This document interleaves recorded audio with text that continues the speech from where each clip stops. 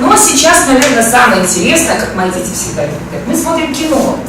Я вам покажу несколько маленьких небольших сюжетов из жизни нашего класса. Разрешение, конечно, у всех детей и у родителей получено. Дети, ну вы сейчас посмотрите, они практически не обращают внимания на то, что я их снимаю. Я очень люблю снимать.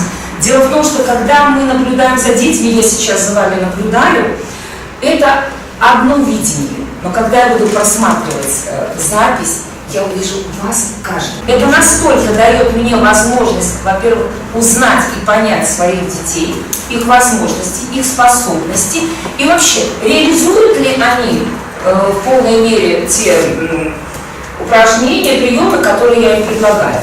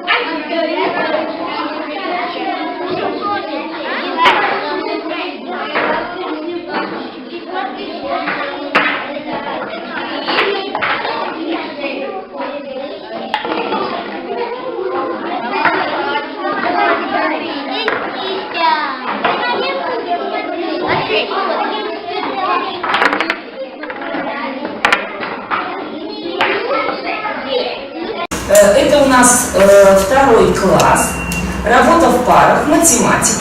Здесь, как бы ты ни хотел, несмотря на то, что мы говорили шум, но как вы считаете, вот этот шум оправдан? Оправдан. И я это давно заметила. И посмотрите, уже в начале второго класса у детей что выработалось? Ответственность за свое поведение при такой форме работы. Понимаете? Они каждый, хотя бы 2-3 примера, да, но он посчитает. Дальше мы идем, умножение начинаем. Да, умножаем. Так, вычитание сегодня делаем, вычитаем. И так дальше. То есть, ну, вот. И вы знаете, если посмотреть это всего здесь видео 1 минуту, потому что сейчас очень спрашивают, это же столько времени занимает, ничего подобного. Это занимает крайне мало времени, вы посмотрите сегодня видеосюжеты, которые я вам буду показывать, ну, самое большое до 4 минут урока.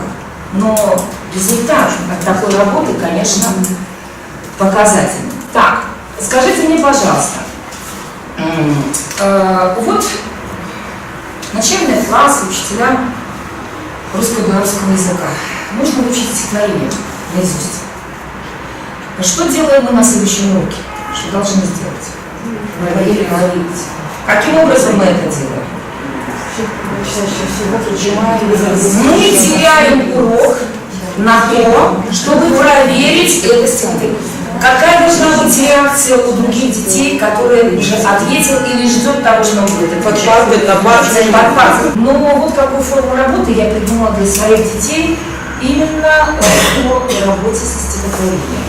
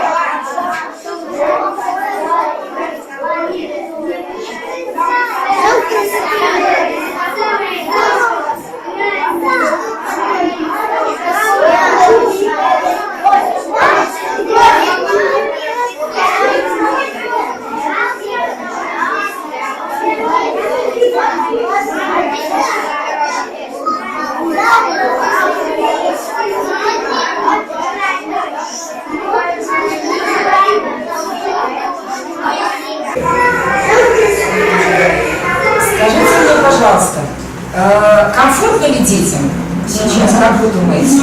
Даже судя по тому, как они себя ведут, это комфортно. Во-первых, здесь мы убиваем сразу несколько зайцев. Ребята, по критериям уже, вы видите, некоторые из них рассказывают с мимикой и жестами. Почему? Потому что это был заложен критерий заученного стихотворения дома. Эти же критерии, они их прекрасно знают, они дома готовятся. Они тут же дают оценку другую. Но мы тоже уже приучились к тому, что не говорим о том, что как ты мой друг, ты... Критерии, все есть по критериям. У тебя была мимика, но один как-то сказал, ну у меня же хоть немного, но была. Понимаете, вот вам самая оценка и взаимоценка. Здесь мы видели, некоторые ребята у меня стояли с книжками. А почему? Ну если ты не доучил, ну чего я тебя буду наказывать? Но стань ты проверь хотя бы с книжки, да, все равно ты работаешь. И тот человек, который тебе рассказывает свое стихотворение, он все равно чувствует ответственность. Вы знаете, по мере того, как я проводила эту работу, количество детей, которые не учат стихотворение, мне стало сокращаться. Как отметки ставить? Как отметки ставить? А я же говорила о том, что я не всегда это делаю. Понимаете, для того, чтобы выставить отметку, нужно провести несколько раз вот такую работу, чтобы ребенок понял, что как хорошо и качественно ему нужно приготовиться, чтобы получить отметку. Помните, как цветная оценка предполагает? Он говорит, сегодня мы пишем самостоятельную работу, но мы не будем ее оценивать. Да? Завтра тот, кто хочет, может получить отметки, заявите себе. А уж третий раз, будьте любезны, мы выставим всех. Не надо ставить детей в рамках того, что все оборваны сразу. Давайте подведем их к тому, чтобы они запустили вот эту интересность, чтобы им было самим захотелось третий, второй раз выучить и получить хорошую отметку. То есть, а нам что надо? Не констатировать и не отрезать, вот я поставила отметку и все, а дать возможность ученикам больше раскрыться и захотеть это сделать. Ну и вот сейчас вот ну давайте еще посмотрим один фрагмент. Ребята, давайте вспомним, что мы знаем о глаголе. Составим карту памяти. Итак, глагол. Стоп, подождите, по очереди. Так, Даша, пожалуйста. Глагол – это часть речи. Итак, что еще самое важное, в первую очередь, мы должны, Сергей, сказать?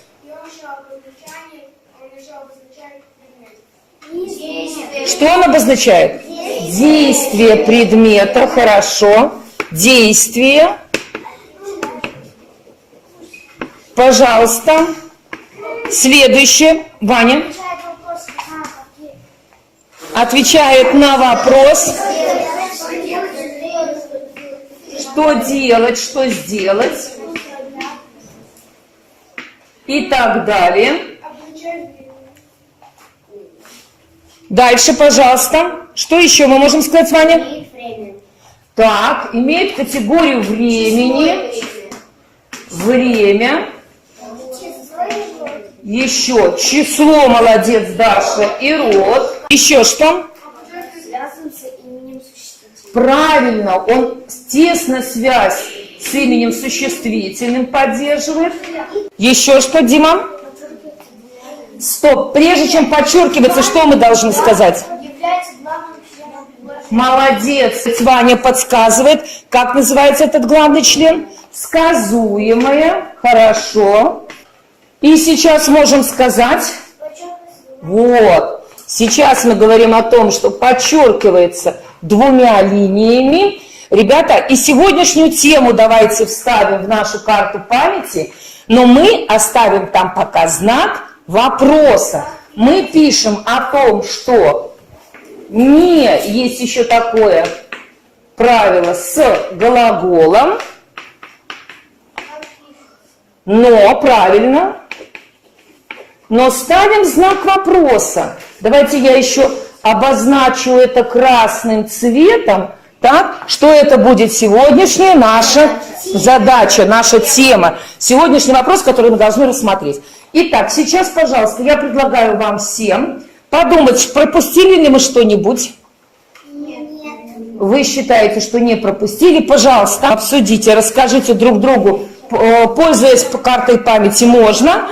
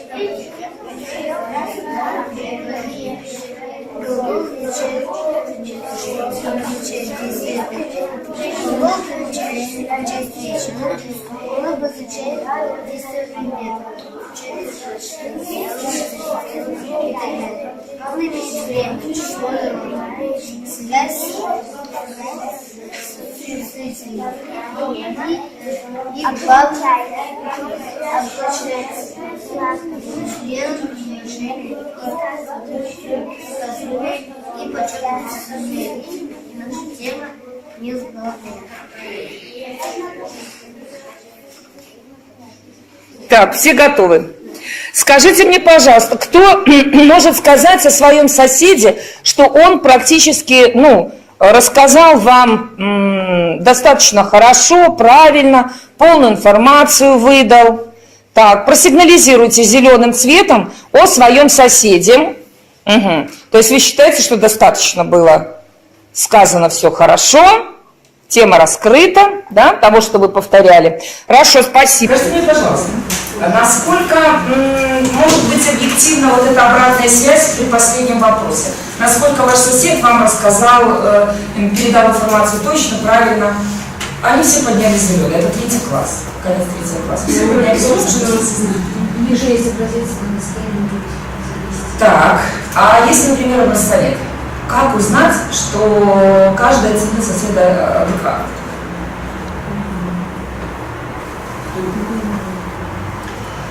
Нет людей. Я выкрутилась так. Я сразу, когда начала использовать такую форму работы, тоже не поверила в честность того, что все сделают все хорошо, расскажут правильно. И мне же нужно было узнать вообще, чем они занимаются, и занимаются ли они вообще в этот момент чем-либо. Я задала такой вопрос: хорошо, то есть в нормальной обстановке, не без интонации там какого-то подвоха. Я говорю: повтори, пожалуйста, то, что сказал тебе твой сосед. Чтобы я знала, это реально, он услышал его речь.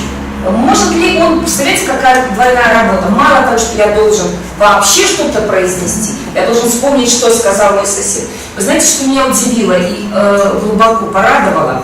Когда в конце сидели 3 детей, но это не это видео, другое, знаете, что произошло? 3 работала. И один мальчик, они, знаете, мы задушевались, один мальчик, я скажу. И он рассказывает то, что сказал ему Алла, там Людмила, например, да, и Инна. И то, что он сказал сам. Я была просто шокирована. Вы знаете, какой вывод сделал?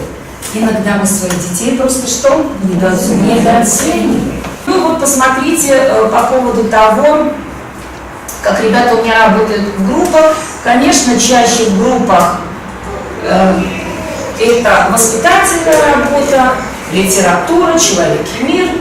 Повернитесь, как вы здесь сидите друг к другу. Вот ваша группа, пожалуйста, возьмите.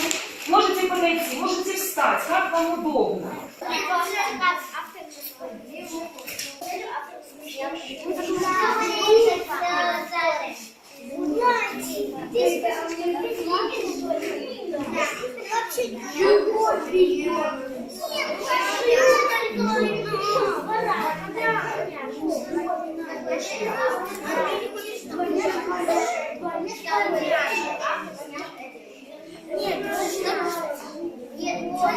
Положите. Нате вам, подложите. Мальчики, подложите себе.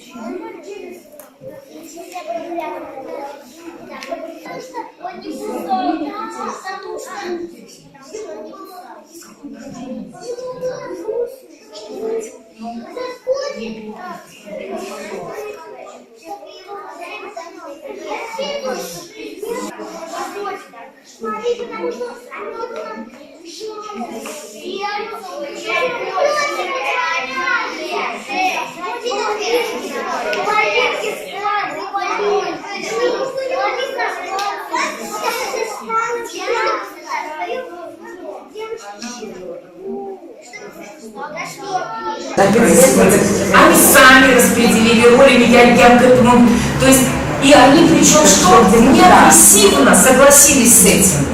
Но опять же, я говорю, это не одного года работы. Это вот начиная с конца первого класса, это конец второго класса.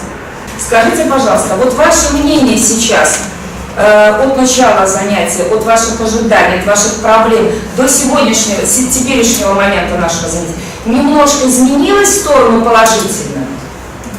Оправдания какие-то у вас? Так, сигнализируйте, пожалуйста.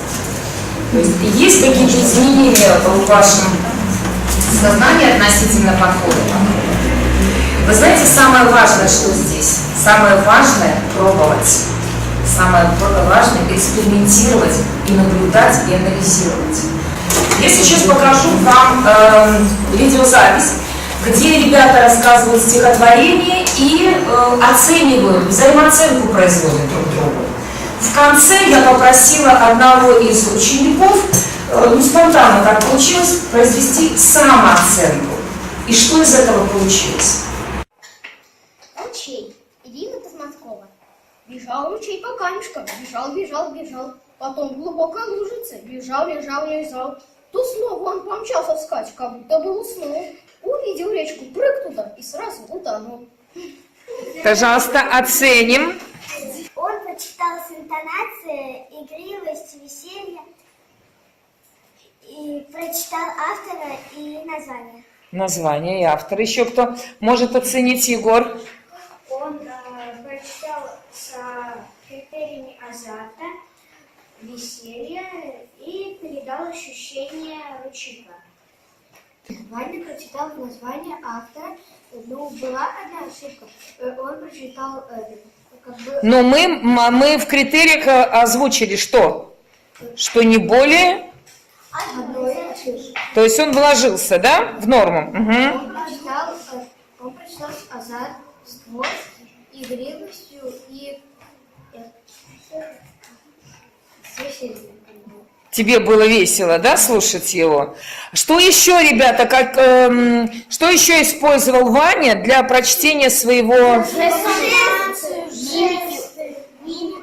Мимика была, да, и жесты были. Хорошо, спасибо. Кто пойдет рассказывать? Иди. Ручей. Ирина Токмакова. Бежал ручей по камушкам. Бежал. Потом в глубокой лужице лежал. То снова он помчался вскачь, как будто бы уснул. Увидел речку, прыг туда и сразу утонул.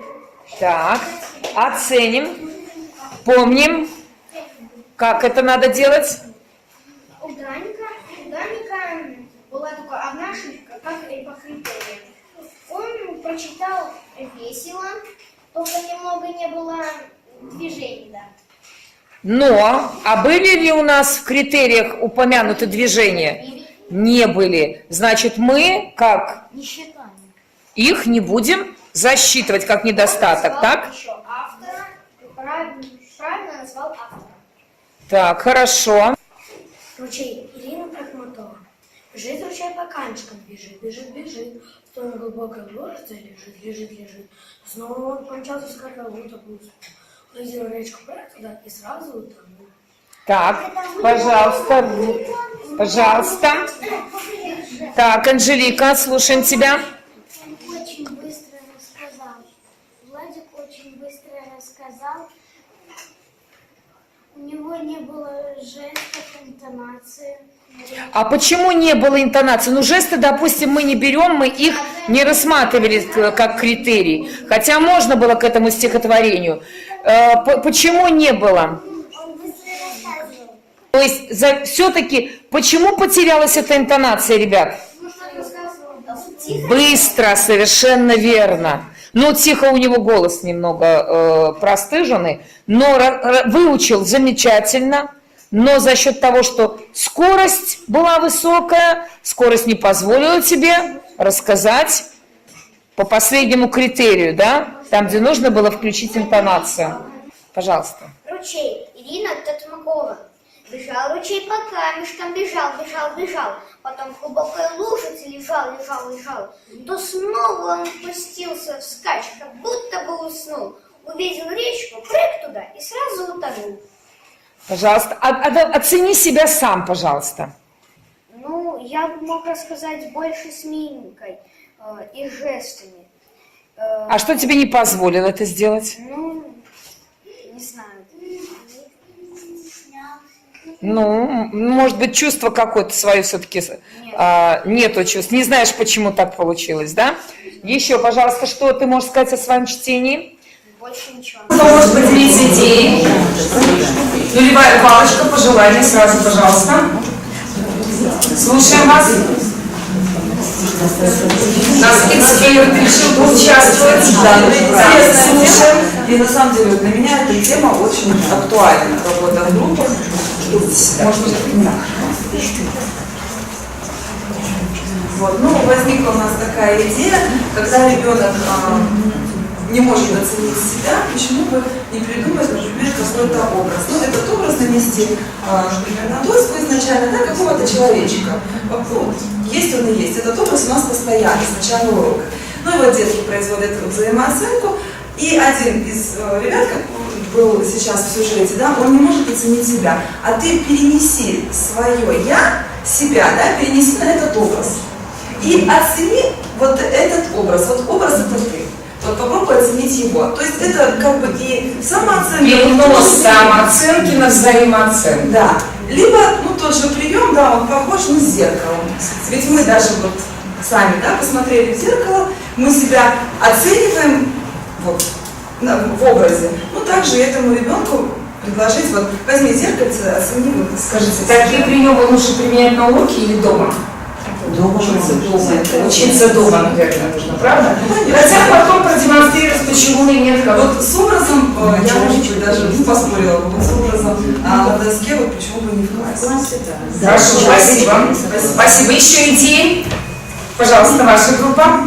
Ну вот у нас была идея, Да, просто пожалуйста. ребенку предложить, что попробуй, вот если тебе сейчас мы предоставили еще одну возможность рассказать, чтобы ты улучшил свое чтение, чтобы ты изменил.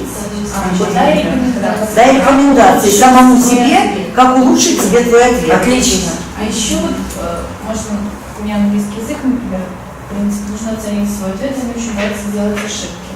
Я всегда провожу такую параллель, что все люди делают ошибки. Вот я учитель, я тоже делаю ошибки. Я могу это сделать. И в этом нет ничего страшного. Главное это увидеть, исправить, сказать себе, там я допустил, но в следующий раз я это уберу. То есть Очень хороший психологический прием. Да. И когда они это видят, Да, да, это вы показываете ребенку, что вы не выше его, Да. вы на одном уровне с ним. Хорошо, спасибо. Еще. Еще помочь ему ребенку, который не может себя оценить какими-то наводящими вопросами, или почему же мальчик начал оценивать с того, что он сделал плохо, но он не сказал, что он сделал хорошо. Поэтому, может быть, учителю нужно сказать, вот ты заметил, ты там вот это сделал, а что ты сделал хорошо? И какие критерии свои ты выполнил? Не в лоб спросить, да, как здесь было на видео, оцени себя сам. А сразу критерии. А что такого замечательного было в твоем прочтении? Правда? Сузить вот это вот поле его наблюдения за внутренним, за собой. Хорошо, еще. Светлана, пожалуйста. Есть интересная у нее идея, она делилась с ними в Фейсбуке. Я хочу, чтобы она сейчас озвучила просто. Это у меня была больная тема, я на обсуждение это в Facebook выложила. И от Светланы получила сразу замечательное упражнение. Короче, есть такая игра, вот я по-белорусски писала, это хвасталки, да. Ребенок не мог отметить свои положительные черты. И вот представите себе, что он заяц Баста, который стоит на пеньке. И рассказывает сейчас вот он заяц Баста, я смог там та-та-та-та-та-та-та. И когда ребенок играет в игру, у него уже комплекс вот этот вот пропадает, что он отмечает свои положительные стороны, а уже какие-то вот такие вот интересные приемчики получаются. Знаете, возможно, именно начало фразы «я» вот это и дает толчок к тому, что вот я, потому что нам в другой раз мы себя даже регулируем, чтобы не повторять, а у меня, а я, да, мы это в себе гасим. А здесь наоборот, наверное, чтобы раскрепостить ребенка, нужно такие фразы начинать с этих слов. Хорошо, спасибо. У вас были какие-нибудь находки? Использовать электронный ресурс, социальные сети, ребенок пишет письмо учителю своей самостоятельно. Но это более старший возраст, конечно же. Поэтому спросили, какой класс. Это здесь не важен возраст, а какие ваши были находки. Еще насчет видеозаписи же, да? Видеозаписи дома, может при помощи родителей самостоятельно. Вот дома сделать видеозапись. Более комфортной обстановке. Дома посмотреть. И как продолжение можно привести и написать вот современный способ письмо. Знаете, я всегда привожу пример личный. Если бы мне кто-то сказал, что я, лет 5-6 назад, что я вот так буду стоять перед аудиторией и что-то без бумаги, не читая, рассказываю, да никогда бы в жизни не поверила, что со мной могло бы такое произойти, я точно говорю. Мы должны расти, и мы детям должны помогать, превозмогать вот их комплексы, их какие-то нюансы, мы должны замечать и помогать им действительно их преодолевать. Посмотрите вообще, что происходит у нас в классе. Да. Вот это у нас процесс рефлексии очень интересный. Здесь, ребята, на уроке белорусского языка мы изучаем вообще белорусские слова. На карточку записаны, и маленькая картиночка, и, соответственно, слово. Ребята играют в парах. Мне понравилось очень, они говорят, нам это уже легко, и они рассказывают, как они сами придумали усложнять себе задание, чтобы они работали 5-7 минут на уроке такой вид работы. Здесь они работают в группах, читают интересную информацию. Здесь тоже очень, я недавно попробовала, мне понравилось, все нужно экспериментировать, я не думаю, что что-то получится. Коллективное рисование. Предлагаешь детям любые возможные технологии, да, то есть, пожалуйста, пальчиком, кисточкой, губкой, чем угодно. Но самое интересное, знаете, что здесь можно сказать о том, что дети не ссорятся и, в принципе, не говорят, но ты не рисуй, ты здесь испортишь. Они все равно дают возможность, они не измазываются, они все равно настолько привыкли работать сообща, что они находят возможности для того, чтобы сделать это действительно качественно и вместе. Ну, это у нас, да, любимая литературная игра «Кораблики, самолетики». Вот. Возьмите, пожалуйста, карточки, которые маленькие у вас здесь лежат. Это у нас рефлексия. 3-2-1 называется рефлексия. Ответьте, пожалуйста, можно кратко на эти вопросы. Так, 3 вещи, о которых утвердился во время занятия. 2 вещи, самые важные мысли. И 1 вопрос, на который я не получила ответ. Мы не успели поработать с экспертами. Эксперты, вы ответили на свои вопросы. Какой из вопросов у вас вызвал затруднение? Малоэффективно. Малоэффективно, у вас она осталась почти незаполненной, да? Пожалуйста, прикрепите на доску. Значит, я хотела бы вам подарить вот такие буклетики. Здесь написаны очень замечательные слова разных людей. И если мы прочитаем их просто, это будет о нашей жизни, о наших взаимоотношениях. Но если мы прочитаем их после нашего сегодняшнего занятия, все они будут касаться нашей профессиональной деятельности, а еще и нашей сегодняшней темы взаимодействия учителя и учащихся. Пожалуйста. Спасибо.